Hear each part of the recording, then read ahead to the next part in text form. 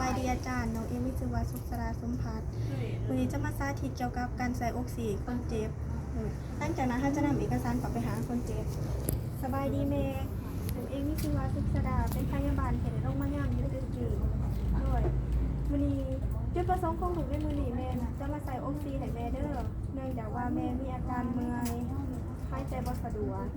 โดยออกซิที่ลูกจะใส่ให้มือนี้เป็น3 ลิตรเด้อแม่ในระหว่างการที่ใส่แม่จะบ่มีอาการเจ็บใดๆบ่ให้แม่เก่งเด้อ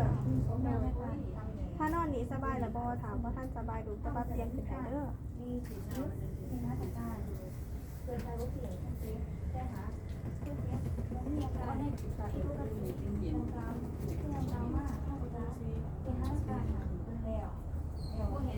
โดย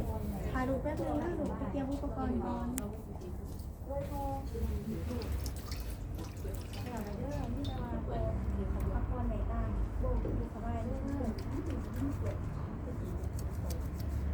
การสาธิตการค่ะทุกกิจได้หรอใส่แล้วทุกมือก็ทอดทุกมือก็ปะทอดล้างมือก่อน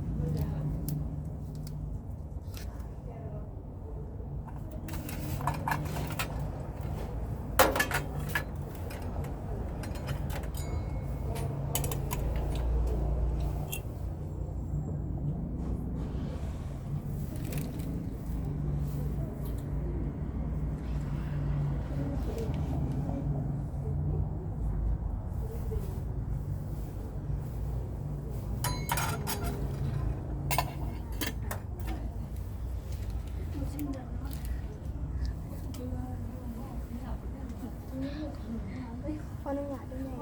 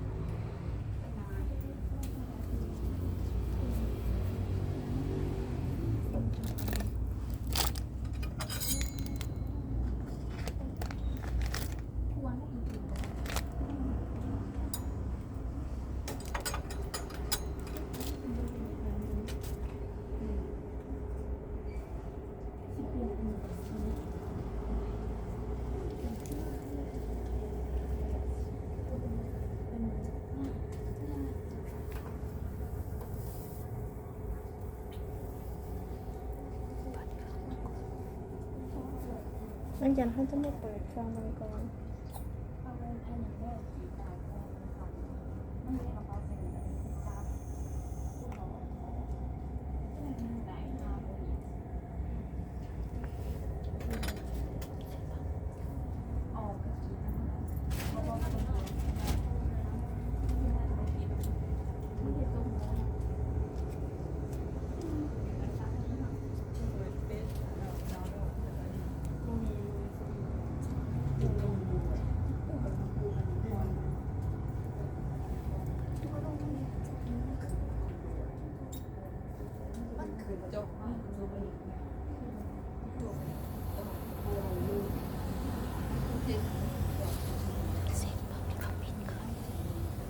หลังจากนั้นเขาจะมาเช็คเบอร์ก่อนว่าไม่มีลมออกบ่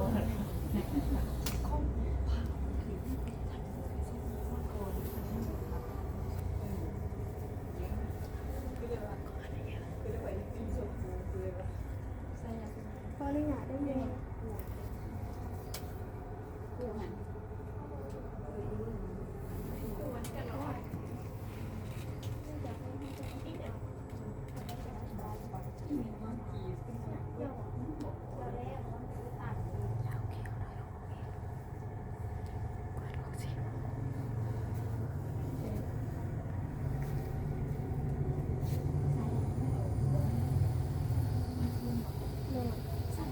อยากได้ไหม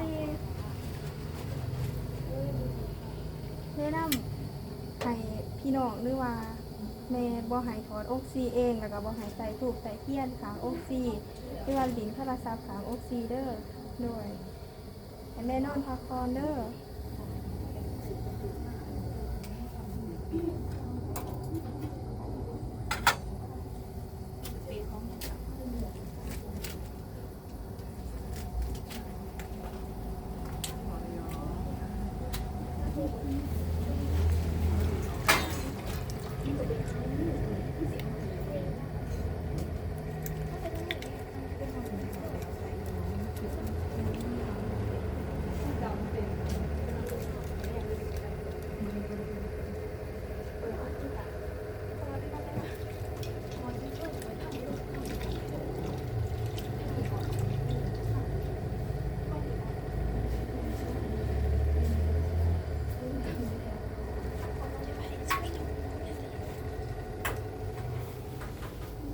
หลังจากนั้นเขาจะมาประเมินคนเจ็บ